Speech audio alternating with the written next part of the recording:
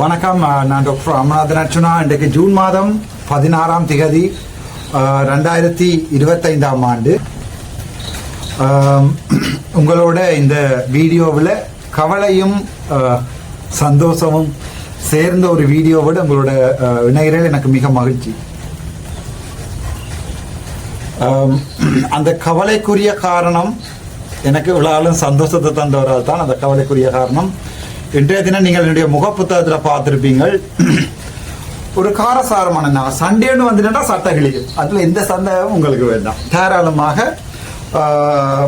அதை விட ஒரு அன்பான அழைப்பு, அதை விட முக்கியமான ஒரு விடயம், ஒரு அன்பான அழைப்பு ஒன்று வந்தது. எப்படி என்றால், தம்பி, என்னுடைய சீனியர் அண்ணா ஒரு டாக்டர் தம்பி, நீ இப்படி உன்னாலதான்டா யாழ்ப்பாணத்தில் கனவிடயங்கள் நடக்கிறது, கனவிடயங்கள் உன்னாலதான் அபிவிருத்திகள் நடக்கிறது, நீ வருவாய் டிசிசி மீட்டிங்ல கேட்பாய் என்ற பயத்தில் நடக்கிறதுக்கு அது உதாரணமாக கலாசாலை ரோட் எல்லாம் போடப்படுகிறதாப்பா.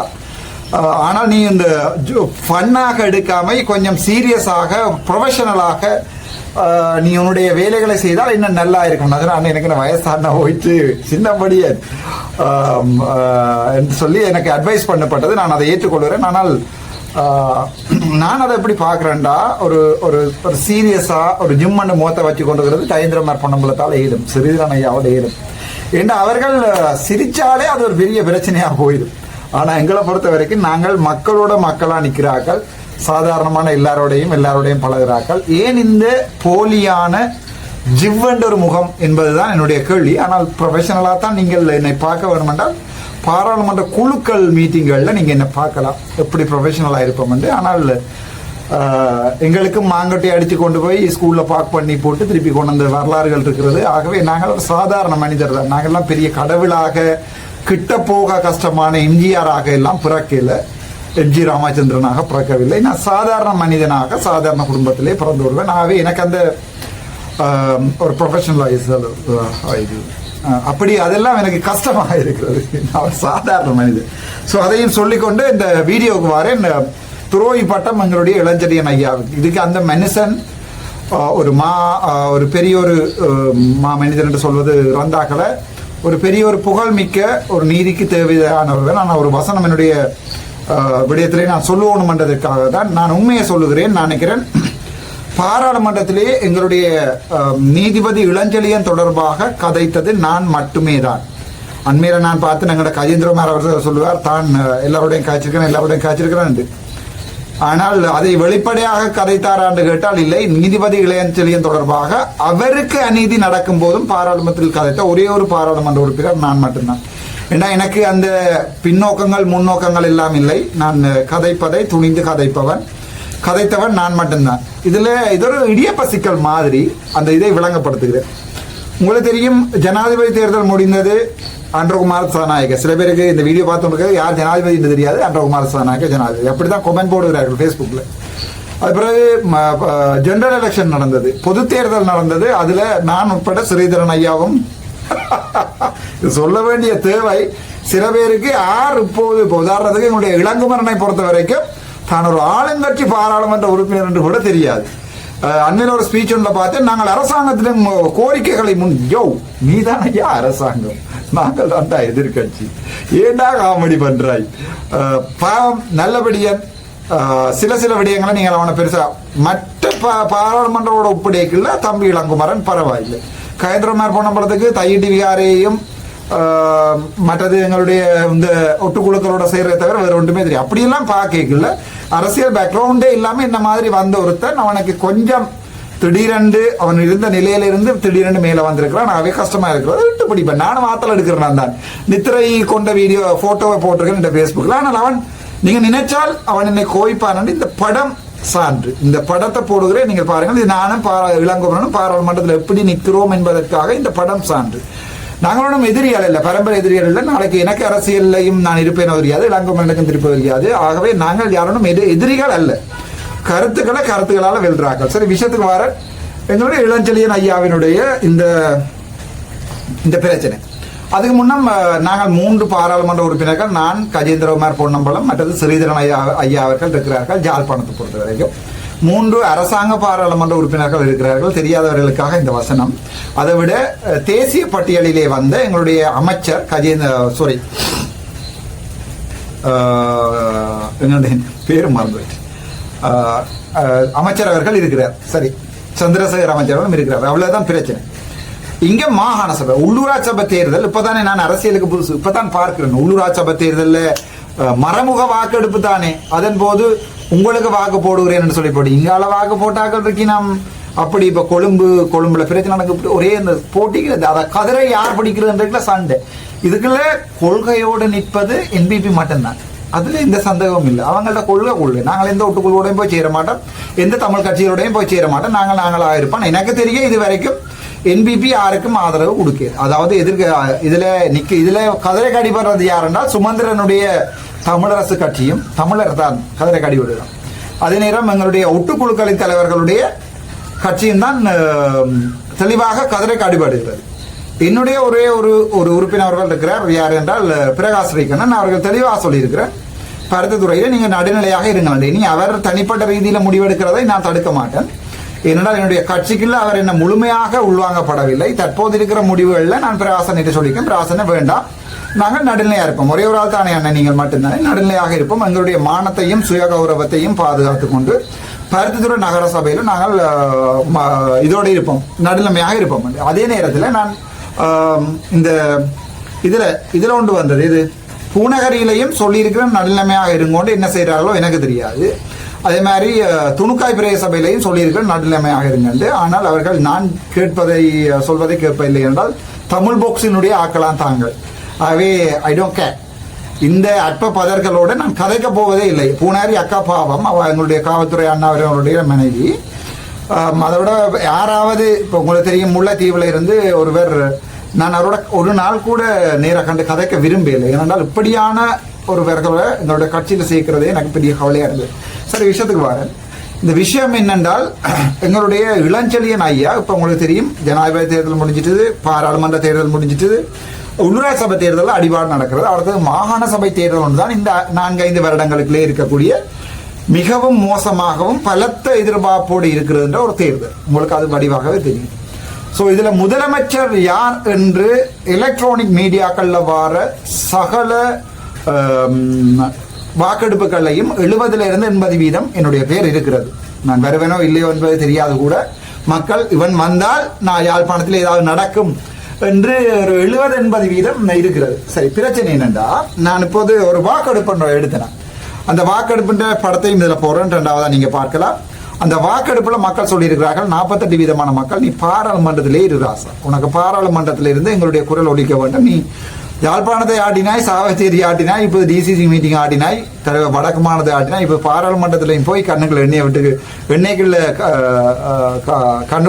விட்டு ஆட்டிக்கொண்டிருக்கிறாய், விரல் விட்டு ஆட்டிக்கொண்டிருக்கிறாய். நீ தான் எங்களுக்கு தேவை, பாராளுமன்றத்திலே இரு, ஏழைகளின் குரலாக பாராளுமன்றத்திலே இரு என்று சொல்லுகிறார்கள். அதுக்கு தான் உங்களுக்கு தெரியும், மல்லாத்தில் கூட ஒரு 3 மாடி கட்டிடத்தின் 3வது மாடி மொத்த ஃப்ளோராக தந்திருக்கிறார்கள். நீங்கள் எடுத்து பாவீங்க டாக்டர். நான் சொன்னேன், அப்பா மண்ணா காசு நாங்கள் அக்ரிமெண்ட் ஒழிக்கணும், அதை பற்றி யோசிங்க டாக்டர். நான் வார நேரத்தில் அக்ரிமெண்ட் ஒழியும் பெரிய மேனது. அப்படியான மக்களும் இந்த நாட்டில் இருக்கிறார்கள் என்று நினைக்கும் போது, அப்படியான சகோதரங்கள், வெளிநாட்டு சகோதரங்கள் என்ன தூக்கி வச்சிருக்க எல்லாரும் சொல்லுவாங்க, நான் ரைடியும் காசு உடைக்கிறது தான், காசு அடி. சரி, அது விஷயத்துக்கு வர, அது இன்னொரு வீடியோ வருகிறது. காசு உழைக்கிறதுக்காகவா அர்ச்சனா அப்படி செய்கிறார்கள் சம்பந்தமான ஒரு வீடியோ அடுத்ததாக வருகிறது. ஏனென்றால் இந்த அற்பப்பதர்களுக்கும் பதில் சொல்ல வேண்டிய தேவை இருக்கிறது. இந்த அற்பப்பதர்கள் பரப்புகிற விடயங்கள் பெருசா போகுது. இந்த சுரேஷ் என்ற ஒரு டிக்டாக் தளம் உங்களுக்கு முதலே இருந்து தெரியும். இந்த டிக்டாக் தளம் உருவாக்கின 3 பேரும் நினைத்தார்கள், அவர்கள் சொல்வதை அர்ச்சனா இங்கு செய்வான் என்று. அங்கேதான் பிழைத்தது. அவர்கள் சொல்வதை, மக்களுக்கு எது தேவையோ அதைத்தான் நான் செய்வேனே ஒழிய, டிக்டாக் தளங்கள் நடத்துவ நீங்கள் சொல்வதை யார் ஐயா நீங்கள் யார்? ஒரு லாம்போட சுத்தி கொண்டிருந்தால், ஒரு கக்கூஸ் கட்டி கொடுக்கிறாள், அடுத்தது லண்டன்ல இருந்து 30-32 பேர் வச்சு கூகுறாள். நீங்க சொல்றதை இங்க ஒரு பாராளுமன்ற உறுப்பினரா மக்கள் 27,000 ஓட்டு எடுத்துட்டு போய் நான் கேட்கணுமா? நான் போய் நாளைக்கு ஒரு 7 குடிமகன்கிட்ட கேட்பேன், அண்ணன் நீங்க என்ன நினைக்கிறீங்க தம்பி, நீ டக்ளஸ் போன்ற ஒட்டுக்குழுக்களோட போகக்கூடாது, என்ற உயிர் இருக்கும் வரைக்கும். ஒரு வயசு போன ஐயா ஒரு சிகை அலங்கரிப்பவர், நான் என்ன தலைமை வட்டையில் எனக்கு ஆஸ்தான சிகை அலங்கரிப்பாளர் சாவச்சேரியில் இருக்கிறார். ஆனா நான் ஒரு கதை கேட்கல, ஒரு சிகை அலங்கரிப்பு செய்யற ஒரு கிட்டத்தட்ட 80 வயசு போன மனுஷன் என்னை வந்து என் கையை பிடிச்சு கேட்ட ஒரே ஒரு விடியம், இந்த தம்பி என்ன செல்லம், என் பிள்ளை, என் பேர பிள்ளை, ஒரே ஒரு உதவி செய், ஒரு ஒட்டுக்குழுவோடையும் போய் சேராது. நீயா இருந்து தலைவற்ற வழியில இருந்துட்டு செத்துட்டு போடா. இப்படி ஒரு வரலாறாவது எங்களுக்கு இருக்குது. அப்படியே எனக்கு மண்டையில பட்டது. யாரோடையுமே சேர்றதாக இல்லை. திட்ட தெளிவா சொல்லிக்க, எந்த ஒட்டுக்குழுவோடையும் சேர்வதாக இல்லை. எந்த அரசாங்கத்தோடையும் நாங்கள் தேவையில்லாமல் போய் சேர்வதாக இல்லை. தேவை மக்களுக்கு ஒரு தேவை ஒன்று வரமாக இருக்குமா இருந்தால் அது வேற பிரச்சனை. ஆனால் ஒட்டுக்குழுக்களோட கதிரை எடுக்க சேர்வதாக இல்லை. வடக்கு மாகாண சபை ஒரு பேச்சுக்கு வருவோம். இப்போது வடக்கு மாகாண சபையில எங்களுடைய இளங்குமரன் இளஞ்செழியன் ஐயா, இளங்குமரன் வடக்கு மாகாண சபைக்கு விடையிலாத இளஞ்செழியன் ஐயா தொடர்பாக இப்போது பெரிய ஒரு பூதாரமான விஷயம் ஒன்றை கிளப்பி கொண்டிருக்கிறார்கள். என்ன அந்த விஷயம் என்றால், இளஞ்செழியன் ஐயா பெட்டரா நான் பெட்டராண்டு இப்போது உங்களுக்கு தொடர்ந்து போடுகிறேன் 3-4 ஸ்கிரீன்ஷாட். 1 hour, 2 hour,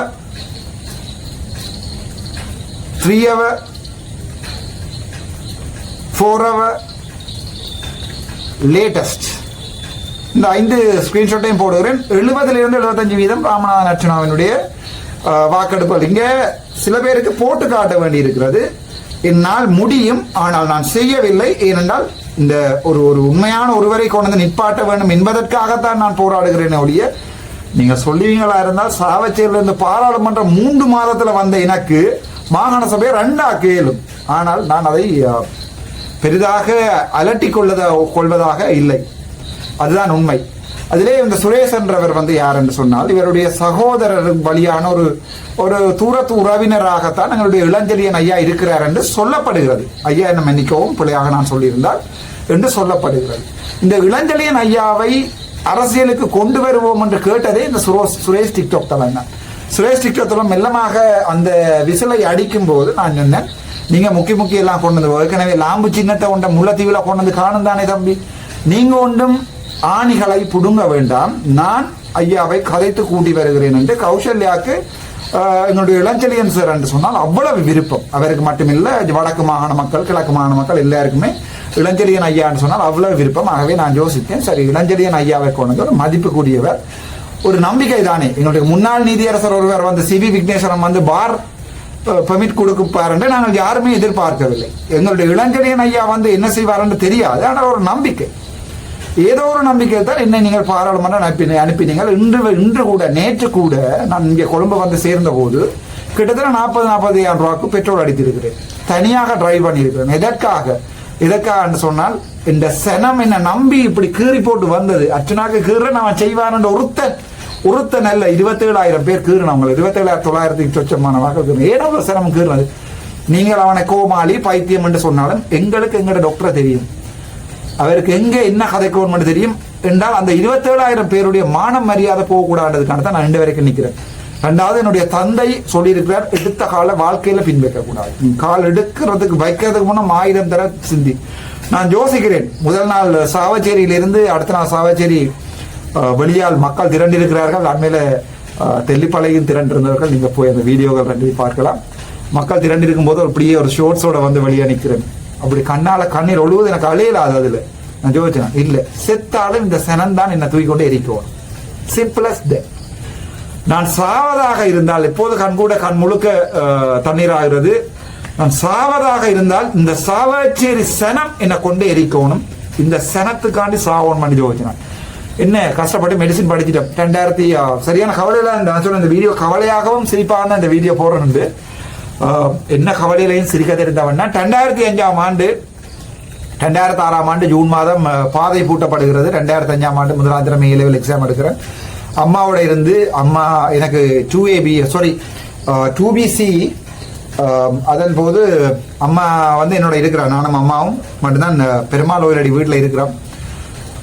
நிலைமையில் மோசமாயிக்கொண்டே திருவோணமலையில் அங்கங்க அடிவாடுகள் தொடங்குது. அப்ப அம்மாட்ட சொல்றேன், நான் திருப்பி பாதை பூட்டிட்டாங்கன்றதம்மா கஷ்டம், நீங்க அப்பாட்ட போங்க, நான் இங்க நிக்கிறேன், நீங்கள் பாதை பூட்டினா கஷ்டம், நீங்கள் அப்பாட்ட போங்க. தம்பி நான் நின்றாசா போறது, நீ படிப்பு உனக்கு எக்ஸாம் அடுத்த வருஷம் எக்ஸாம், அதெல்லாம் பிரச்சனை இல்லை, நீங்க போங்க. ஜூன் மாதம் அது பிறகு நினைக்கிறேன் February March எக்ஸாம் எழுதினாங்க. 2006ஆம் ஆண்டு அம்மாவை கொண்டே முகமால பஸ்ல ஏற்றிட்டு நீங்க தனியா ஜோதிச்சிருந்தான் ஒன்று மெடிசின் தனியா ஒரு வீட்டுல இருக்கிறேன். 18 வயசு. அப்ப பெருமாள் ஓயிலடி வீடு தெரிஞ்சவங்களுக்கு தெரியும். தனி ஒரு வீட்டுல என்ன எந்த காசும் இல்லை. அப்பாக்கள் நோச்சில அண்ணாமா 2 பேர்கள் நோச்சில அம்மாவையும் அனுப்பிட்டேன் நோச்சி சுட்டா ஒரு கதையாடா சுடுவாங்க. பெருமாள் ஓயிலடி வீடு என்னுடைய நண்பர்களுக்கு தெரியும். எங்களுடைய பெரியப்பாவினுடைய வீடு பின்ன சிறிய தியேட்டருக்கு பின்னால. அந்த நேரம் என்னுடைய நண்பர்கள் எல்லாம் பாதையில திளத்தி சுடப்பட்ட அர்ஜுனாவை உட்பட வீணா அர்ஜுனா திலத்துப்பட்ட காலத்திலிருந்து பேர்கள் சொல்லவில்லை, எல்லாரையுமே ஒட்டுக்குழுக்கள் திலத்தி கொண்டிருந்த காலம். என்ன எங்க சொல்ல போறாங்க, நான் எந்த பிள்ளையான வேலைகளையும் செய்யறது கூட தனியே இருக்கிறேன். கர்ஜின் ராசரத்தின் இந்த வீடு தான் 6 மாதம் எனக்கு சாப்பாடு தந்தது. அப்படி இருக்கைகளையும் நான் பின்வாங்கல. A-level எக்ஸாம் எடுத்தேன். A-level எக்ஸாம் எடுக்கும்போது ஒரு கொக்கோ கோலா போதிலும் ஒரு கிலோ மாவும் ஒரு 3 தேங்காயும் தான் வீட்டை இருந்தது. நம்புறவன் நம்பு, இவ்வளவுதான் என்னோட இருந்தது. அவ்வளோத்தையும் வச்சுக்கொண்டு சாப்பிட்டு கொண்டு 3 பாடம் எக்ஸாம் எழுதினேன். பயோ எக்ஸாம் எழுதி போட்டு வீட்டை சாப்பாடு இருக்கல. அம்மா போயிட்டு அம்மா அனுப்பிட்டேன். அம்மாவை எங்கே அனுப்பிட்டேன், அம்மாவை பாதை பூட்ட போறாங்கன்னு அனுப்பிட்டேன். ஸோ இப்போ நான் தனியே இந்த டிஷர்ட் போட்டிருக்கிறது காரணம், இந்த டிஷர்ட்டோட தான் நான் ஜாழ்ப்பாண சிறைக்குள்ள இருந்தேன். இந்த டிஷர்ட் இந்த வாழ்க்கையில மறக்காது. இந்த டிஷர்ட்டும் 30 போட்டிருக்கிற ஷோர்ட்ஸும் காட்டையில் அது உங்களுக்கு ஜாழ்ப்பாண சிறைக்குள்ள 14 நாள் இருந்த டிஷர்ட்டும் ஷோர்ட்ஸும் எதுக்காக, என்னாலையும் உங்களை மாதிரி கார் கீழே நிற்குது. பெரிய கார், பெரிய பங்களா, வாடகை வீடு தான். எல்லாரும் இந்த வீடியோ பார்த்துட்டு சொன்னாங்க எல்லாரும் புது வீடு வேண்டிட்டாங்க. எப்படிதான் எங்களுடைய எண்ணம், புது வீடு வேண்டுவது எனக்கு பெரிய வேலை இல்லை. எனக்கு ஒரு எம்பியாக எனக்கு இப்போ 3 கோடி 4 கோடிக்கு லோன் எடுக்கலாம். அதை விளங்கிக் கொள்ளும். அதை செய்து பெரிய வேலை இல்லை. கொழும்பிலே வீடு வேண்டுவதாக கூட இருந்தால் கூட ஒரு எம்பியாக எனக்கு 4 கோடி லோன் 4 கோடி 400 லட்சம் லோன் எடுக்கலாம். எனக்கு எடுத்து ஒரு வீடை காட்டலாம், வீடை காட்டி நான் இருக்கலாம். அதுல எந்த பிரச்சனையும் இல்லை. ஆனால் இந்த டிஷர்ட் திரும்ப திரும்ப ஒரே நான் சில விடயங்களை சொல்றேன், நான் சரியான வெளியோட சொல்றேன். இந்த டிஷர்ட் ஜாழ்ப்பாண ஜெயிலுக்குள்ள இருக்க இந்த பச்சை கலர் காய்ச்சட்டை இந்த பச்சை டிஷர்ட்டும், அதை விட இன்னொரு செட் இருந்தது நீலக்கலர் காய்ச்சட்டையும் நீலக்கலர் ஷோர்ட்ஸும், அதை விட இன்னொரு சரம் இருந்தது. நான் போய்க்கல என்னோட இருந்த அந்த அண்ணா இப்போ ஜெயிலுக்குள்ள முன்னாள் இயக்க போராளி கேட்டார், தம்பி வலிமையா வாராக்கள் ஒன்றையும் கொண்டு போறே இல்லையடா, நீ கொண்டு போறாய் என்று. அப்ப நான் சொன்னேன், அண்ணா இது ஞாபகத்துக்கு இருக்க வேணும். ஆனா என்னுடைய சரம் ஒன்றை தந்துட்டு போறோம், புது சரம் ஒன்று. நான் போய்க்கல எனக்கு சரம் ஒன்று தந்தார்கள். அந்த சரத்தையும் கொடுத்து இது பிறகு கௌசல்யா கொண்டு வந்த அந்த ஒரு புது சரம் உண்டு. ஆகவே அந்த சரத்தையும் அண்ணாட்ட கொடுத்து நான் ஞாபகம் வச்சுக்கணும். நான் ஒரு நாளைக்கு உங்களை எடுப்பேன்னு சொன்னால் 8 மாதம் ஆகிட்டு வழியால் எடுக்க நான் போயிட்டு பெரிய பாரிய துரோகம், வேறொரு வழக்கு, அது சம்பந்தமாக கதைக்கவும் முடியாது. இந்த டிஷர்ட் தோய்ப்பேன், முகங்கழுவுற பேபி சோப்பால தோய்ப்பேன், திருப்பி அதை காய வைப்பேன். அது காய்வதற்கு முன்னம் இதையே போட்டுக்கொள்வேன். இதே ஷோர்ட்ஸையும் இதே டிஷர்ட்டையும் போட்டுக்கொண்டு தான் 14 நாள் இருந்து நான் ஜாழ்ப்பாணத்து ஜெயிலில். இன்னும் 1 வருடம் அல்ல 2 வருடம் அல்ல, அச்சு குத்தி 1000 வருடங்கள் இருக்கிறதுக்கு தயாராக இருக்கிறேன். எங்களோட சனத்துக்காக செய்யலை செத்துமடி என்று இருந்துடணும். சும்மா ஏமாத்துவன் என்றதுக்காக அரசியல் செய்வதற்காக இல்லை. விஷயத்துக்கு வாரம் என்னென்றால் மனசில் இருக்கிறத சொல்லும் போது சரியான கஷ்டமாக இருக்கிறது. அடுக்கடுக்கான நிகழ்ச்சிகள் வருகிறது, ஞாபகங்கள் வருகிறது, அடுக்கடுக்கான சோகங்கள் வருகிறது. ஆகவே சிலதுகளை சொல்லித்தான் ஆகும். ஒரு தடவை யாழ்ப்பாண ஜெயிலுக்குள்ள போயிருந்தோ, உங்களோட சொந்த பிரச்சனை இல்லாம பொது பிரச்சனைக்காக உங்களுக்கு உலகம் தெரிந்தும் இன்றும் நான் நிற்கிறேன் என்று சொன்னால் அதுல எத்தனையோ 1000 பேர் கழுத்து வெட்டுப்பட்டு கை இல்லாம போய் கால் இல்லாம போய் ரத்தம் ஓட இதுக்குள்ள ரவுண்ட் சேர் எடுக்க வழி இல்லாம ரத்தம் இதுக்குள்ள சீர இந்த மண்ணில் செத்தவங்கள்டா 44,000 இல்லை 60,000 எண்ணி பார்த்தா 60,000 தாண்டு. அவங்களெல்லாம் செத்தத ஒரு அயோக்கிய நாயல் மாதிரி இந்த கதிரைகளுக்காக போய் போராடுகிறது. எவ்வளவு வெக்கமா இருக்கு, எவ்வளவு அழுக வருது தெரியுமா? சரியான கவலை. நான் சில நேரம் யோசிக்கிறேன், ஒரு உள்ளூராட்சி சபை தேர்தலில் நான் என்னுடைய வாக்குகள் ஜோதிச்சு பாருங்க, சாவச்சேரியில் எங்கண்ட தேங்காய் சதீசன்னையை நான் வின் பண்ணி இருந்தா என்ன நடந்திருக்கும்? திருப்பி மறுபடியும் ஒரு பெரிய ஊழல்வாதியாக தான் நாங்கள் இருந்திருப்பேன். ஏன்னா நல்ல காலம் அந்த நொமினேஷன் பறந்தது. அப்படியே சுத்தி பார்க்குறேன் ஒவ்வொருத்தரையும். இப்போ போய் இந்த தமிழ் பாக்ஸில் 2 குளராக்கள் எல்லாரையுமே நொமினேஷன்ல முக்கியமான ஆக்களை போட்டிருக்கேன். எப்படி ஒரு அயோக்கியமானவர்கள் தான் என்னோட சேர்ந்திருந்திருந்தவர்கள் தங்களுக்கு ஒரு அர்ச்சனாவோட சேர்ந்தால் ஒரு பதவி கிடைக்குமா? அது உண்மையா இருக்கிறது 1-2 பேர். இப்போ கோல் எடுத்தா கூட அந்நேண்டு கதைக்கின்ற என்னை விட வயசு கூடி நாட்கள் 1-2 பேர் மட்டும்தான் உண்மையாக இருக்கிறார்கள். மற்றது கௌசல்யா இந்த வரைக்கும் தொடங்கி இந்த வரைக்கும் எல்லாருமே அவளோட என்ன சேர்த்து கதைச்சியல், கேவ இல்லாம கதைச்சியல். நான் கூட சில யோசிக்கிறேன், அவங்க இப்படி சேர்த்து கதைக்கிற அளவுக்கு கூட நாங்கள் இடம் பெற்றிருக்கிறோமே என்று. ஆனால் எங்க போனாலும் எங்க பின்னால வர நிழல் மாதிரி பின்னால வர்றது அவள் மட்டும்தான். அதை யாராலையுமே செய்ய இயலாது. நிழல் என்று சொல்வதை விட படுமோசமானது. அது வெளிச்சம் இல்லாட்டி அந்த நிழலும் போயிடும். இது இருட்டுகளையும் வரக்கூடிய ஒன்றுதான் கௌசல்யா. இந்த வரைக்கும் பின்னாலையும் முன்னாலையும் தெரியுது. பேசினாலும் அடிச்சாலும் இல்லை நீ இதை விட்டுட்டு போய் வேற கல்யாணத்தை கட்டிக்கணும் உண்ட பாடல பொது வாழ்க்கையில இருந்து விளாத்தி தனியே போயிடன்னு சொன்னா கேட்குது இல்லை உங்களுக்கு ஏதாவது நடந்துடும் என்ற பயம். நான் சரி மனுஷனோட ஜெயில எடுத்து விட நடிகப்பா, ஏன் இப்படி செய்யறாய்? வீட்டுக்காரன் தானே கல்யாணம் பேசுறாங்க, கல்யாணத்தை கட்டிக்கணும். இல்லை இதுக்கு ஒரு வழியை கண்டு போட்டு தான் போறோம் அது நிக்குது. இந்த துர்கான்னு சொல்லிக்கல எனக்கு மேஜர் துர்கான்னு சொல்லிக்க ஞாபகம் பாருது இவளோட குரல் தான். அவையோட குரலையும் இந்த குரலையும் போய் கேட்டு பாருங்க. விஷயத்துக்கு வரும் பள்ளியும் சொல்லுது. சரி, அதையும் தாண்டி விஷயத்துக்கு வருவோம். இந்த இளஞ்செழியன் ஐயாவினுடைய ஒரு சொந்தக்காரர் தான் இந்த சுரேஷ் டிக்டாக் படம். ஆனால் இளஞ்செழியன் ஐயாவுக்கும் இதுக்கும் எந்த தொடர்புகள் இருக்காதுன்னு நினைக்கிறேன். அடித்து காட்டுவதற்காக தான் இந்த ஸ்கிரீன்ஷாட் அவ்வளோத்தையும் போட்டு சொல்லியிருக்கேன். நான் சண்டையில நிப்பனாக இருந்தால் அது எதிரி யாராக இருந்தாலும் அதுக்கு பிறகு பார்த்துக் கொள்ளலாம். ஆனால் இளஞ்செழியன் ஐயாவனோட மோத வேண்டிய தேவை எனக்கு இல்லை. நான் வெண்டுகிற காலம் சொல்லிட்டேன். நான் வெண்டுகிற காலம் என்று சொல்லிக்கிற காலம் விஷயத்துக்குவார். இவர் என்னுடைய டிக்டாக் தளத்தில் இவர் எனக்கு தொடர்ந்து கோல் எடுத்துக்கொண்டே இருப்பார். இந்த சுரேஷ் என்பவர் கோல் எடுத்துக்கொண்டே இருப்பார், ஆன்சர் பண்ணுவதில்லை. ஆனால் கனியன் அண்ணாதம் எடுக்கிறவர் 2 வரைக்கும் கோல் ஆன்சர் பண்றதில்லை, பர்பஸாக இல்லை. வெளிநாட்டில இருந்து எத்தனை பேர் எனக்கு கோல் எடுக்கிறீங்க, இந்த வீடியோ பார்க்குற உங்களுக்கு தான் தெரியும். நான் யாரையுமே பர்பஸா ஆன்சர் பண்ணுவதாக இல்லை. ஆன்சர் பண்ணினால் கடைசியின் முடிவில் கதைப்பது முடிவில் கேட்பு தம்பி உனக்கு என்ன செய்ய வேணும் என்று. அதற்கு பிறகு கோல் ஆன்சர் பண்ணி போட்டான்றதுக்காக 4 லட்சம் ரூபாய் காசு பேங்க்ல விழும் எனக்கு தெரியும். நீ வேண்டாம் என்று சொல்லுவாய். அன்றைக்கு தான் கிட்ட ஜெர்மனியில இருந்து ஒரு அண்ணாவோட காய்ச்சல் 2.5 லட்சம் ரூபாய் காசு போட்டிருக்காரு வழக்கு செலவுக்காக. இப்ப வழக்கல் நடந்து கொண்டிருக்கிறது தானே, வழக்கு செலவுக்காக போட்டிருக்கார். பேர் சொல்லவில்லை அந்த அண்ணா அவருடையது. சொன்னா தம்பி இந்த காசோட சொந்த செலவுக்கு எடுத்துக்கொள், சாப்பிடு, கொஞ்சம் ஏதாவது உடுப்புகள் வேண்டி போடுறாண்டா போடு, கொஞ்சம் நீட்டா போ, கலர்ஸா தெரியும் தம்பி, எனக்கு இது பெரிய காசு இல்லை, இந்த 2.5 லட்சம் ரூபாய் காசு சிம்பிளா. இதெல்லாம் சொல்லேக்கள்ல தான் அந்த கரடி மாதிரி ஒரு கத்திட்டு இருப்பார் பாராளுமன்றத்தில். நான் அதை ஓப்பனாகவே சொல்லுகிறேன். ஆம், அவர்கள் தந்தார்கள். ஆனால் நான் இப்போது உங்களுக்கு வீடியோ பார்த்து உனக்கு எத்தனையோ பேருக்கு தெரியும். யோசிச்சு பாருங்க, உங்களுடைய கோல் எல்லாத்தையுமே ஆன்சர் பண்ணி ஆளாள்கிட்ட 1 லட்சம் ரூபாய் வேண்டியிருந்தா நான் இன்றைக்கு இது மாதிரி 10 வீடுகள் கட்டியிருக்கலாம் என்னால. அந்த அளவு தெளிவாக இருக்கிறேன். அடுத்த மாகாண சபை தேர்தல் வரட்டும். அப்ப இவங்க சுரேஷ் ஒரு போஸ்ட் போட்டிருப்பார், அதுக்குரிய பதிலை நான் சொல்லுகிறேன். இந்த இளஞ்செழியன் ஐயாவை திட்டமிட்டு இதுக்குள்ள கொண்டதுக்குரிய மிக முக்கியமான காரணம் இளஞ்செழியன் ஐயாவோடு என்னோடு ஜம்ப் பண்ணி பார்ப்பதற்காக இல்லை. இந்த சைக்கிள் கட்சி ஒரு வீடியோ ஒன்று போட்டிருந்தது கஜேந்திரமார் பொன்னம்பலம், நீங்கள் பார்த்தால் தெரியும். இந்த கஜேந்திரமார் பொன்னம்பலம் அவர்கள் சொல்லியிருப்பார், செழியன் அண்ணே இந்த அண்ணன் தான் நான் கேட்டா வேறு என்று. ஆனால் நான் எனக்கு தெள்ள தெளிவாக தெரியும், வந்து இவர் சொல்வதற்கெல்லாம் ஆடுவதற்கு இளஞ்செழியன் ஐயாவால் இயலாது. இந்த அரசியலில் இருக்கிற இவர் கஜேந்திரன் இவர்கள் எல்லாம் சுகாஸ் பாராளுமன்ற சுகாஸ் சட்டத்தரணி இவர்கள் சொல்வதையெல்லாம் கேட்டு ஆடுவதற்கு இளஞ்செழியன் ஐயாவால் இயலாது. தனித்துவமாக தனது முடிவுகள் எடுக்க வேண்டிய தேவை அவருக்கு இருக்கு. ஸோ அவரை பொறுத்த வரைக்கும் ஒரு சுயேட்சை குழுவாகவோ அல்லது அர்ச்சுனாவோட வந்து நிற்பதை தவிர அவருக்கு வேற எந்த அரசியல் எதிர்காலமும் இல்லை. அதான் உண்மை. அரசியல் எதிர்காலம் அவருக்கு துப்புரவாக இல்லை. சரி, விஷயத்துக்கு வருவோம். ஸோ இப்போ இவர் பார்க்கிறார் என்றால் கஜேந்திரமார் பொன்னம்பலத்தினுடைய அடிவருடியாக இருக்கின்ற சைக்கிள் கட்சியின் உந்துதல்கள் தான் இந்த சுரேஷ் இந்த போஸ்டை போட்டுக்கிறார். என்னென்றால் சைக்கிள் சங்கு கூட்டணியினுடைய உந்துதல்கள் தான் இவர் இந்த போஸ்டுகளை போட்டு போது எனக்கு அடிவிழுகிறது. என்னென்றால் இளஞ்செழியன் ஐயாவை இதுக்குள்ள இறக்கி விடுவோம், இறக்கி விட்டால் இளஞ்செழியன் ஐயாவை இதுக்குள்ள இறக்கி விடுவோம், இறக்கி விட்டால் எனக்கும் இளஞ்செழியன் ஐயாக்குள்ளேயும் ஒரு கொள்வல் ஒன்று பெறும். நல்ல சனம் முழுக்க 2ஆ பிரியும். அது உண்மைதானே? அது உங்களுக்கு விளங்குது தானே? ஓம் தானே. நல்ல சனம் முழுக்க 2ஆக பிரியும். அதுல எந்த சந்தேகமும் இல்லை தானே? ஆம், நல்ல சனம் முழுக்க 2ஆக பிரியும்.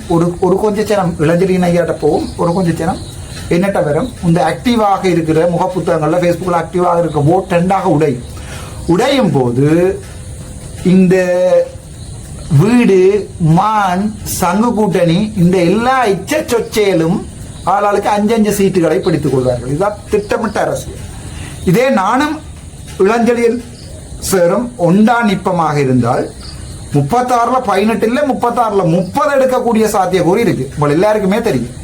நான் இளஞ்செழியன் ஐயாவை ஒரு முதன்மை வாக்காளராக நிறுத்தி நான் ஒரு சுமார் அவருக்கு பின்னால் நின்றா கூட 36ல 30 வாக்குகள் வடக்கு முழுக்க விழுறதுக்குரிய சாத்தியக்கூறுகள் இருக்குது. ஆனா திட்டமிட்டு பிளான் பண்ணி இளஞ்செழியன் ஐயாவை எனக்கு போட்டு உடைக்கிறாங்க.